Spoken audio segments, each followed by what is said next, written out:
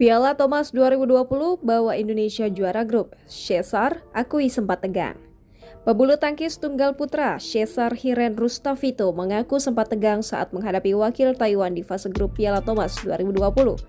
Tim bulu tangkis putra Indonesia menjalani pertandingan intens melawan Taiwan pada laga pamungkas grup A Piala Thomas 2020 di Ceres Arena, Aarhus, Denmark pada Rabu 13 Oktober 2021. Pemenang harus ditentukan melalui duel tunggal putra ketiga yang dimainkan pada partai terakhir setelah kedudukan imbang 2-2.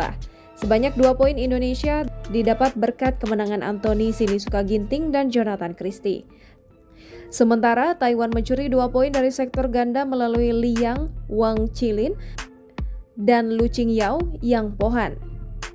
Indonesia akhirnya keluar sebagai pemenang usai Cesar Hiren Rustavito mengalahkan Chi Yujen melalui pertarungan 3 tim. Berbekal mentalitas yang kokoh, Cesar menang 16-21, 21-18, dan 21-19 dalam tempo permainan 73 menit. Kemenangan Cesar sekaligus memastikan Indonesia lolos ke perempat final sebagai juara grup A. Ini bukan kali pertama Cesar menjadi penentu kemenangan Indonesia. Pada laga kedua grup A, Cesar juga memastikan kemenangan 3-2 Indonesia atas Thailand.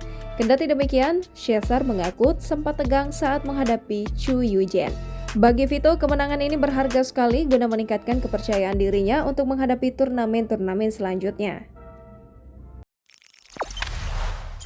Jangan lupa subscribe, share, komen, dan like ya!